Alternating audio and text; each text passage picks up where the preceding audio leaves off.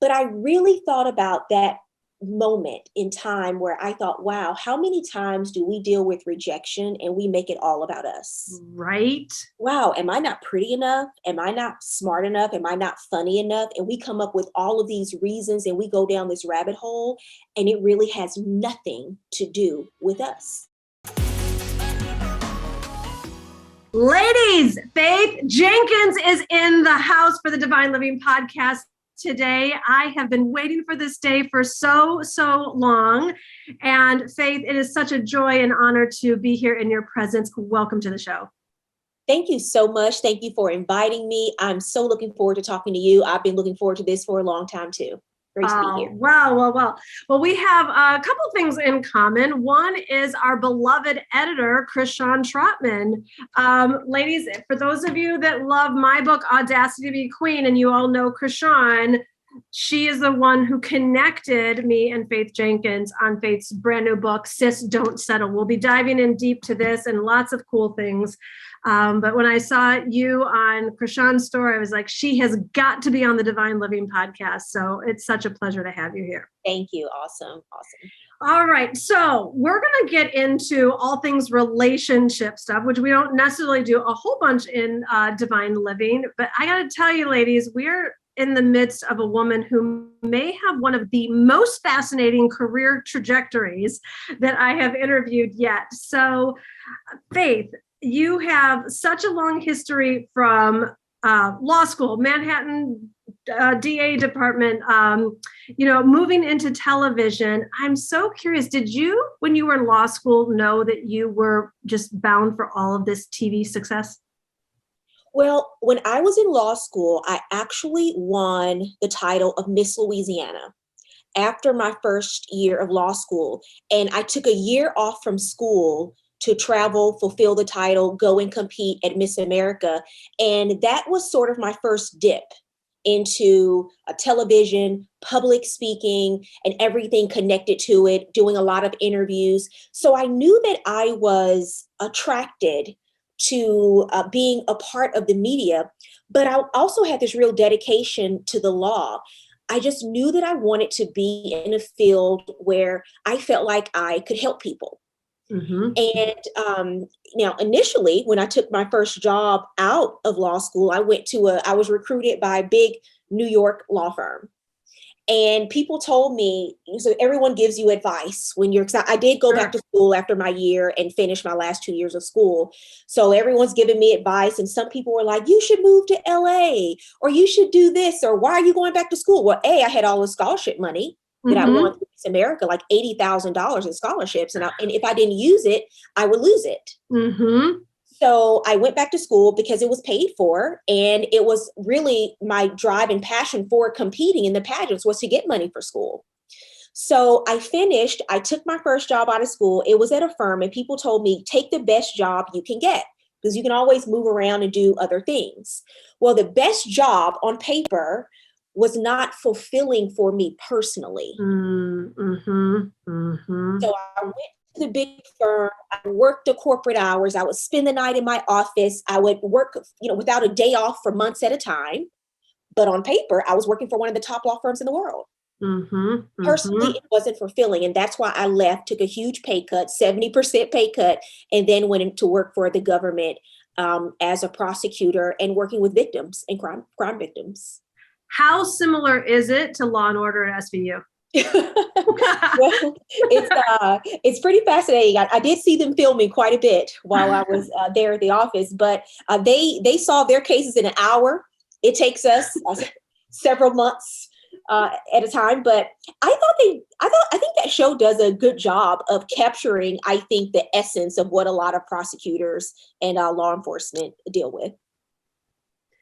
It's such heavy work, the emotional piece of being on that front row seat into people's lives and some of their scariest times and most traumatic moments.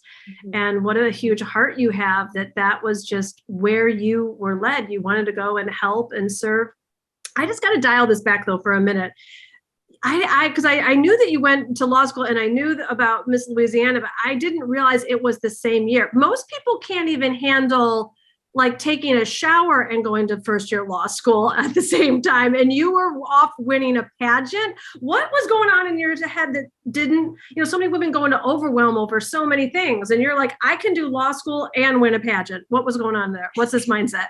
Well, it was my third year competing for the title of Miss Louisiana. So I'd done it twice before.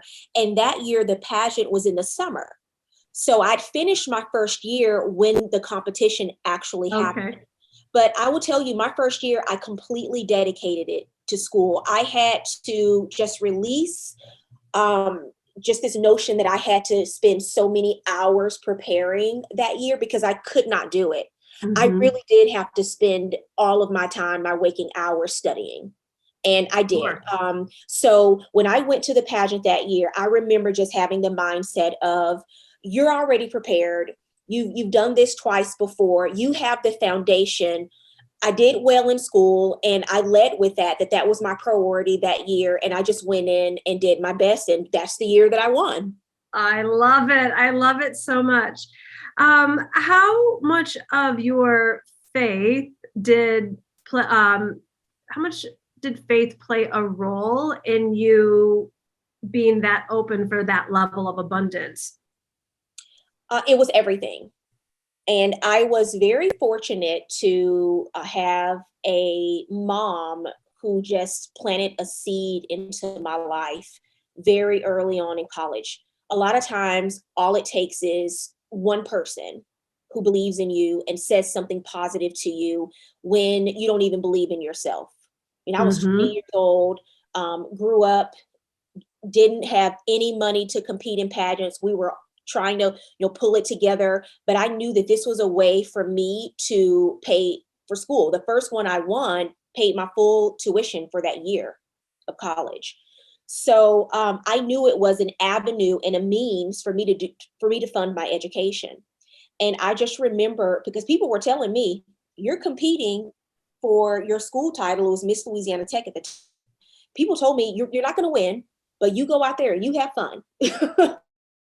Because there were other young ladies who this is what they did. I mean, I'm in Louisiana, so it's like, in Serious. In the culture. And I just remember my mom telling me not to listen to anyone else and to believe in myself and just do my best. And she gave me a book. I mean, I was 20 years old and I was reading a book called Live Your Dreams by Les Brown. Ooh. And in that book, I mean, it changed my entire perspective at 20 years old. He said, I want you to take out a note card and I want you to write this scripture on the front of this note card. And it was, ask and you shall receive, seek and you shall find. And I think it was Matthew 7:7. I wrote the scripture down. He said, on the back of the card, I want you to write what your dream is. And I want you to and read it 3 times every day. So I was 20 years old in college with this note card, reading it 3 times a day. I have the chills already. Everything I wrote on the back of that card came to fruition in my life. Wow. What else was on that card? I wanted to graduate top of my class from law school. That happened. I wanted to compete and win Miss Louisiana Tech. That happened. I wanted to win Miss Louisiana. That happened. It did not happen in the time frame that I put on the card. It happened, but it happened in the right time. Was getting married on that card? It was not.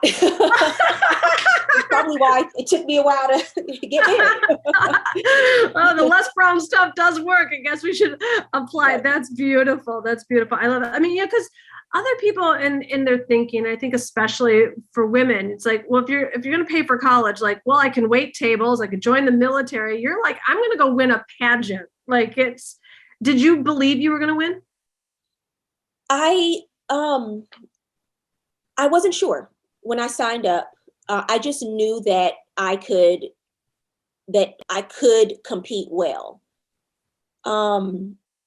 It's really interesting because it was at that point in my life where I really learned the value of you're going to have a chorus of voices in your life telling you what you can, what you can't do, and all these other opinions. But really the most important one has to come from you. And when I went in to compete, I just remembered thinking, There are only two people that actually think I can do this, and that's me and my mom. so, And so apparently God. and God. And I just remember just manifesting this faith from somewhere, because initially I don't think I had it. But I had to, that was a part of the process though, for me, going through that process. You know how we talk about setting goals, and it's never about the end goal. It's about who you become in the process. That process was the process that developed the faith that's carried me throughout the course of my career, because it was the first time in my life that I had really stepped out of my comfort zone to do something completely foreign to me. But then I also saw my success simply because I decided to reshape my perspective and my mindset about it. So beautiful. My mom always taught me you and God are a majority. And I think this is a perfect example of exactly that. All right. So we can go back to the Manhattan DA's office. So how did you go from that to this amazing television career you have manifested? So I started working in the Manhattan DA's office. And I remember when I got that job, my boss told me, the person who hired me, longtime DA Robert Morgenthau, he told me, you have one job and one job only when we hire you, and that is to do justice. This is not about winning a bunch of trials and having a bunch of notches on your belt. This is not about how many people you can help arrest and put away. This is about doing what's right. And we want your compassion, we want your conviction, and we want your character to all play into the decisions you make in the power that you have. Prosecutor's job is a very powerful position. And I just went into that position, not only just being very compassionate towards my victims, but also the greater good of the community. Everything he told me, that's what I did with that job. Because I know a lot of attorneys, a lot of prosecutors get really bad raps, and people would say, well, how could you possibly go into a job where you're locking up people? Well, there was a balance, because there was a understanding and perspective that I had of people in my community that someone else may not have. And it was really important to have a diversity of perspectives represented in that office, because what I do with the case would not be the same as what one of my colleagues would do with the same case, because they have a completely different experience and perspective as to what they're applying to it. It was incredibly important to have me in this office, in this position. A lot of people want to be activists, but you have to have a seat at the table as well, be a part of the change that you want to see. So that was it was a defining time for my career, because it was extremely fulfilling. And after I left the DA's office, I got a call to do some legal analyst work for a high profile case on TV. And people just wanted me to come on and have an opinion, again, as a former prosecutor. And that's how it happened. The George Zimmerman trial happened in Florida, and I was called every day to give an opinion on that case. And I would be on Fox News, CNN, and MSNBC all in the same day, because my job was not to be political about the case. My job was to talk about the law and apply the law to what I would see happening.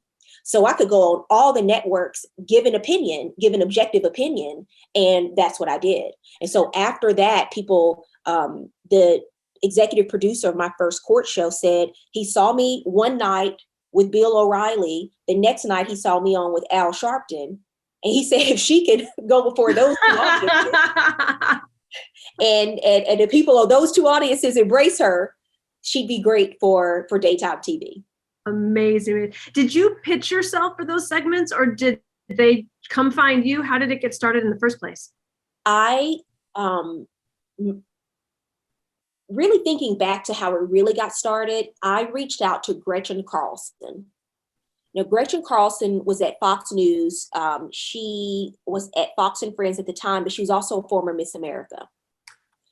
So we connected. I sent her an email and I said, hey, I'm interested in doing some legal analyst work. If you ever need anybody, I'll be available. And she brought me in, introduced me, and I just did a couple of online segments legal topics, online segments. And then what happened is people saw me doing those segments and started calling me to do all of these other shows. I love it. I love it. I love it. Ladies, take a note in this. I think that there's so many women sitting back just waiting to get the call, waiting to get the invitation, or taking themselves out of the game. And, you know, you have whatever desires you have in your heart, go put yourself out there, make that call, you know, let yourself be visible. It's, you know, I think that life just gets so much more profound, and it can be a lot simpler than we make it in the stories that we tell ourselves in our head. Speaking of then, well, let's see. Where should we go? The stories that we tell in our head. Let's delve into some of the content of the book, shall we? And then we'll finish up with where you're at with your new TV shows and all that good stuff there. This book, I gotta tell you, Faith, your writing style is just, it's because you're just gonna get sucked in. So like, do not pick up this book if you don't have time to actually read it in like chunks.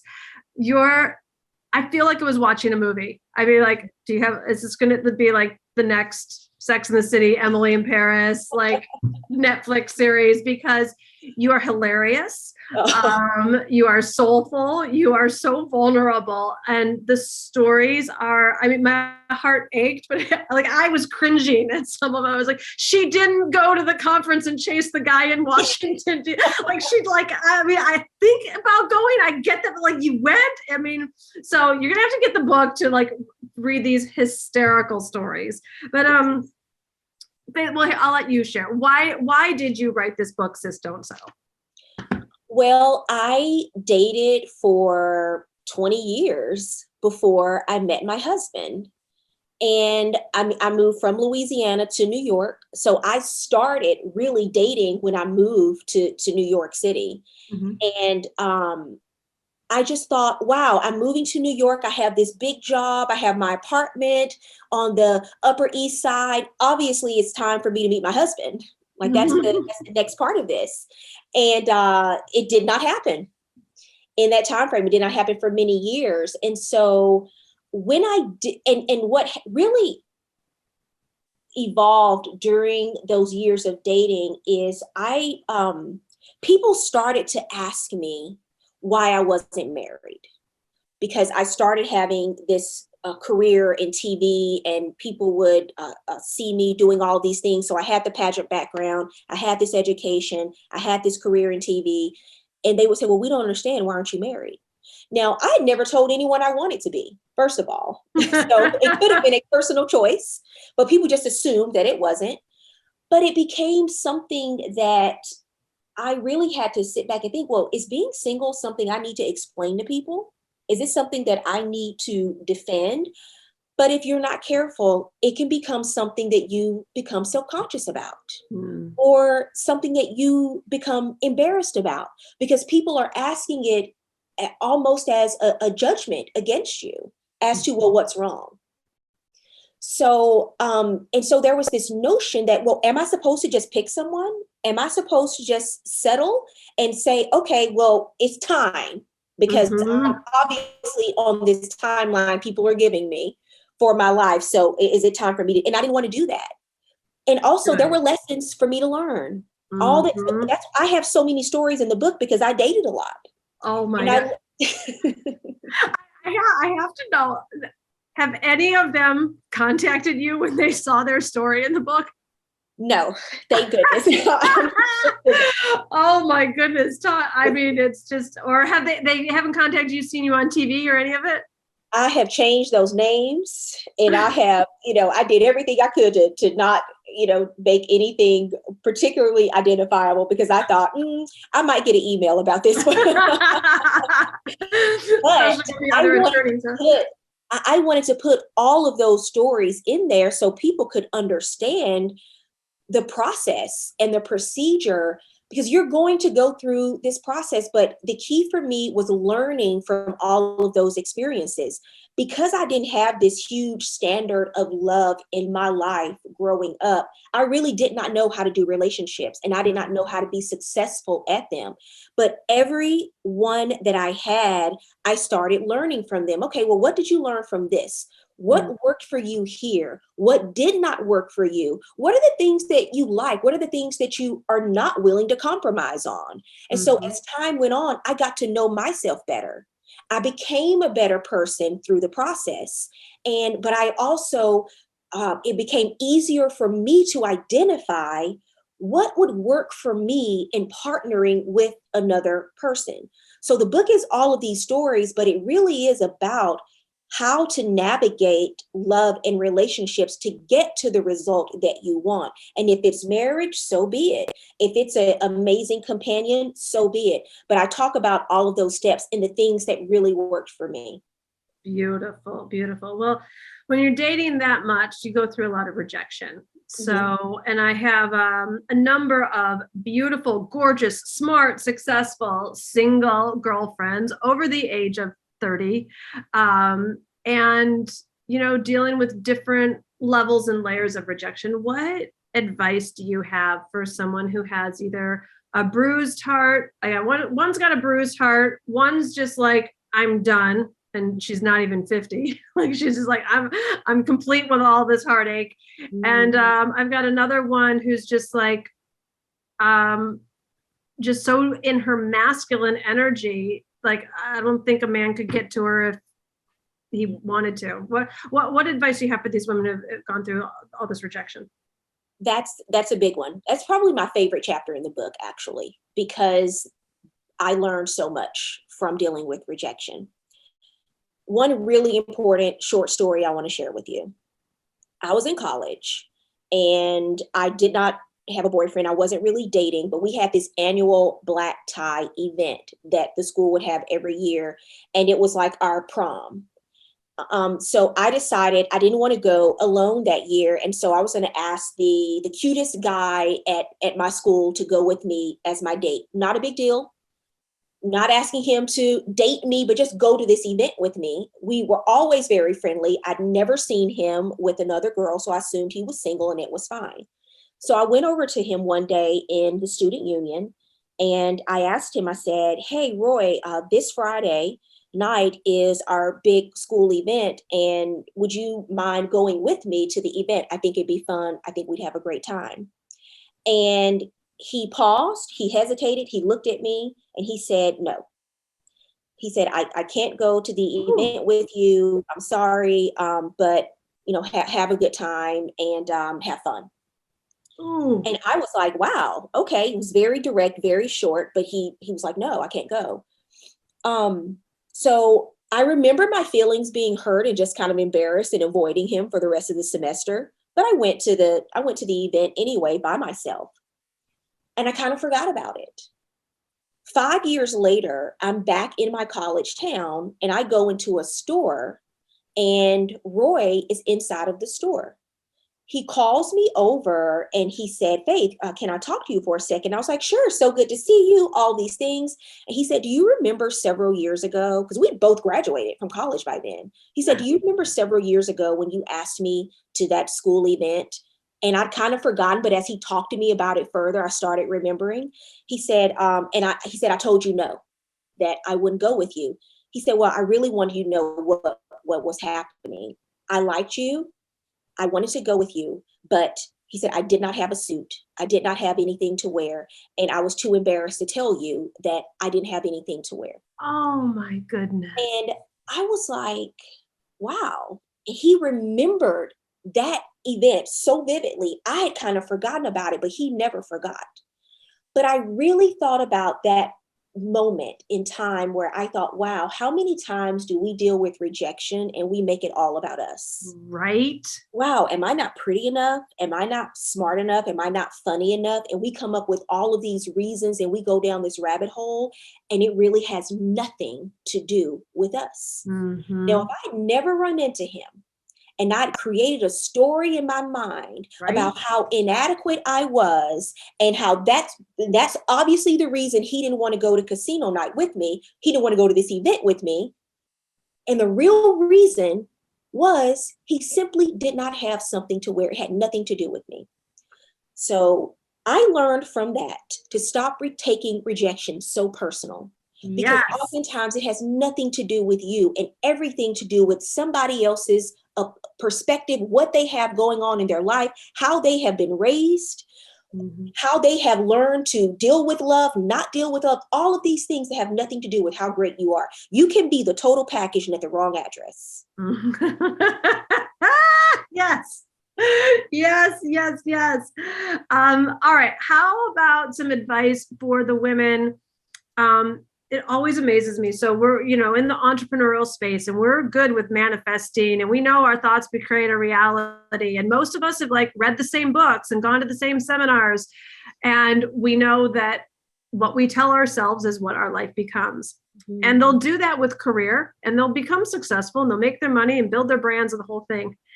And these same women that I go to brunch with will then sit there and talk about how hard it is to find someone you've got chemistry with. Mm-hmm. And I'm like, you know that if you say that about, it's hard to find clients, that's what you're going to create more of. So how do women get rid of these low-level limiting beliefs about love for them? Yeah. And that was me.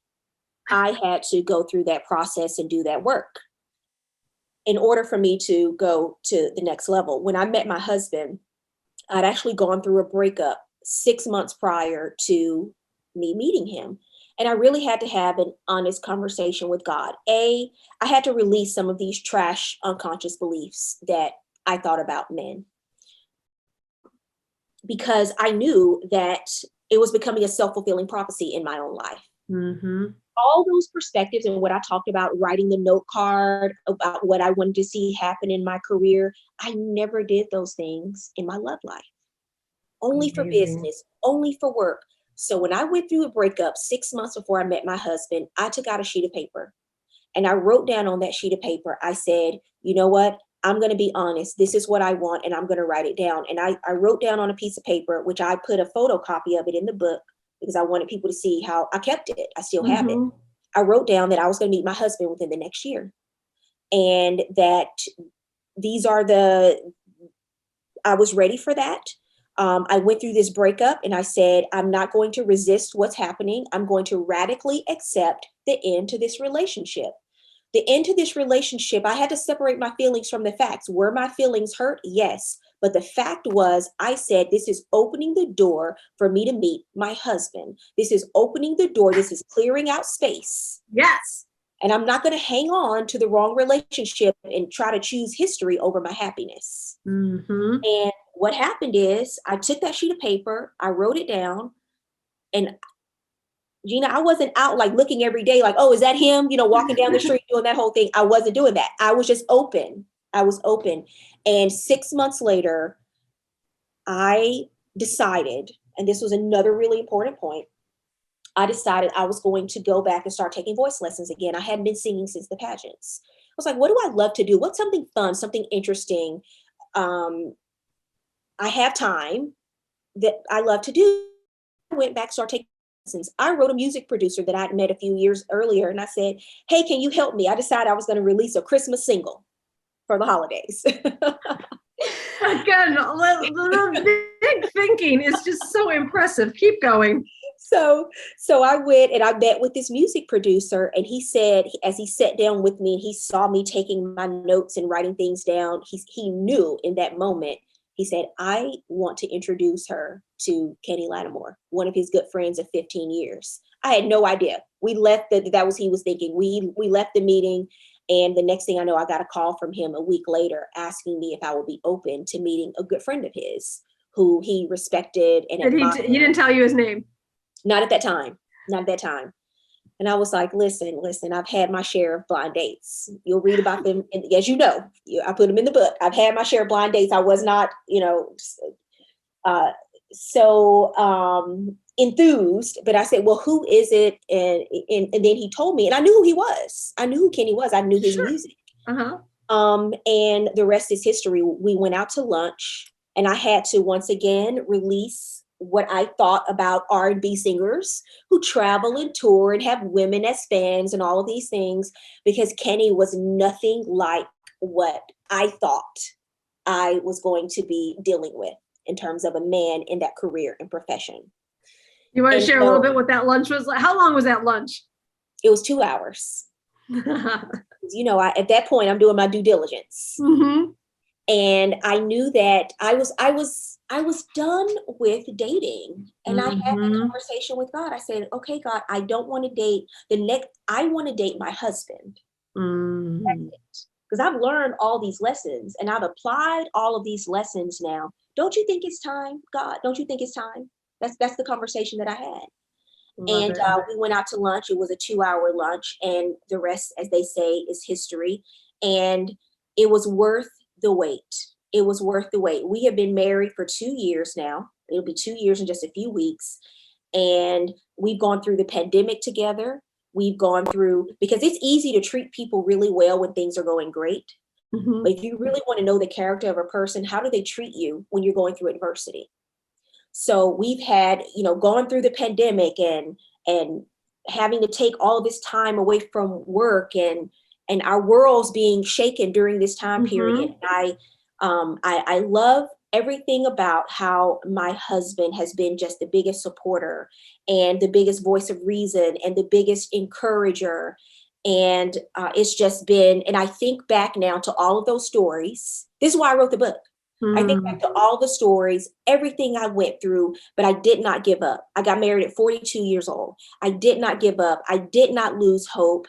I did not allow all of those past experiences to poison my perspective and Mm-hmm. date and operate in fear when I was Mm-hmm. dating. And I opened myself up to receive the love that I wanted. And that's what I got. Ah, yes, yes, Queen, yes.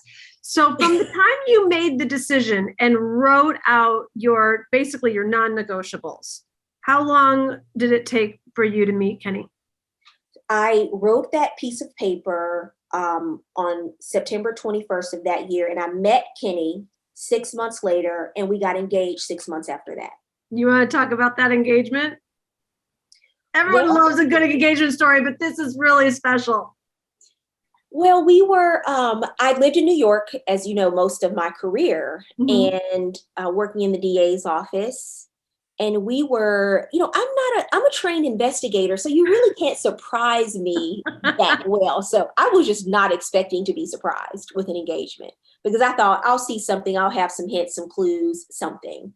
And he managed to surprise me, believe it or not. So we were in Central Park. We were just taking some photos because it was my idea. I was like, we don't have enough pictures together. Can we just take some since we're in New York? I was in LA at the time. Like He lives in professional it. photos.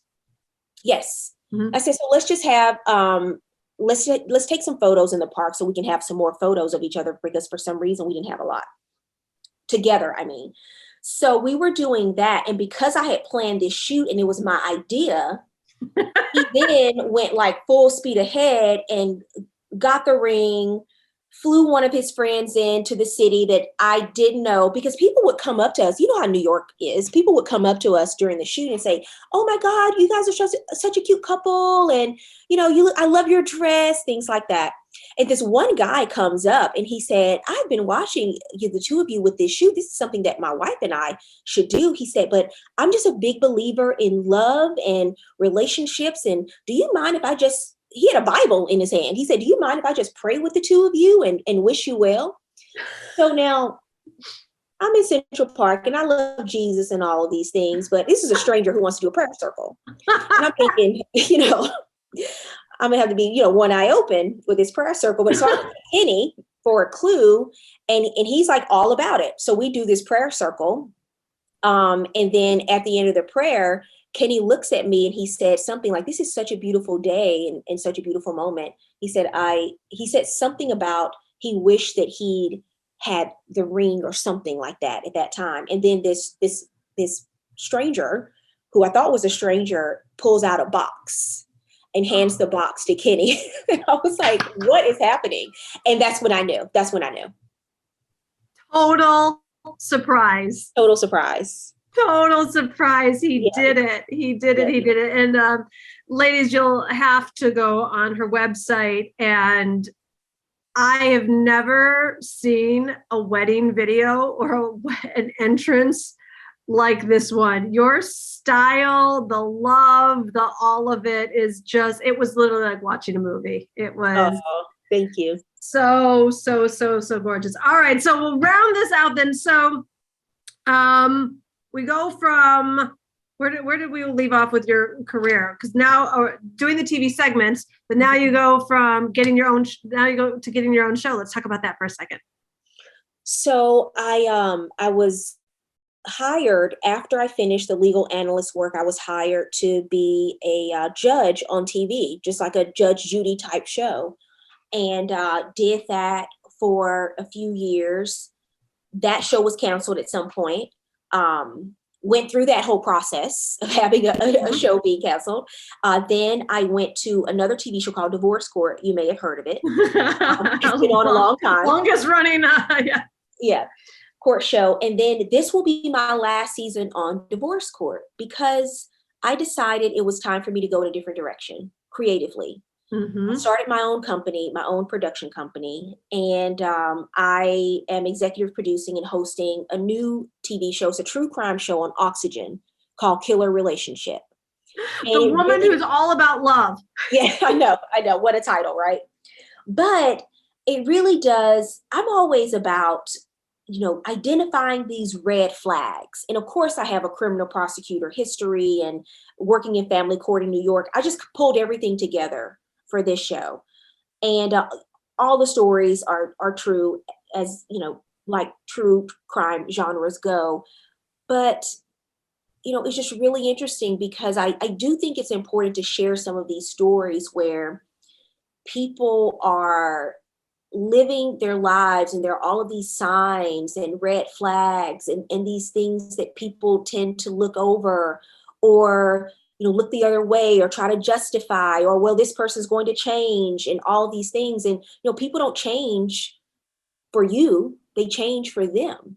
And so I really tried to look for stories that were really compelling and could not only just share about the people who were victimized, but also be a source of education. Well, and is it out or is it coming out? It premiered 2 weeks ago. It's on 7 p.m. on Oxygen. This past Sunday, it was the highest rated show on Oxygen in its second episode. Congratulations. Well, so much to be celebrating and looking out. Everyone go get Faith Jenkins' book. We'll have all the links in the show notes, but Faith, tell everyone where they can get the book and find you. It's everywhere books are sold. So go to your favorite independent bookstore and check out a copy. Go online, and I'm on all the social media sites except for TikTok. Are you on TikTok? Did you? I think there was I dabbled. So no, I'm more of an Instagram girl. Okay. I'm Instagram too. Judge Faith Jenkins on Instagram, and I'm on Facebook and I'm on Twitter, all those things. I have not yet delved into the world of TikTok. But yeah, you can find me there and let me know what you think about the book. I love hearing from people, and I hear from women as I'm sure you do all the time with your great book. And we love hearing the feedback. It's so great, gratifying. Yes. So I want you to take a screenshot of this episode and tag us, get Faith's book, tell us what you got, your favorite part of this podcast episode, DM us. We love to be in connection and really be of service to all of you. So thank you so much for listening. And Faith, thank you for your faith journey. I just think that you're big thinking and you're just continuing to be of service and up-level your life is so inspiring. And I know it's been such a blessing to me already. And I know so many that are going to listen as well. Thank you so much, Gina. My pleasure. All right, Queen, did you love this episode and know someone who would love it too? I would love for you to leave a review on iTunes and share this podcast over Instagram. Tag me at Gina DeVee. And thank you for Queens supporting Queens and for your continued support.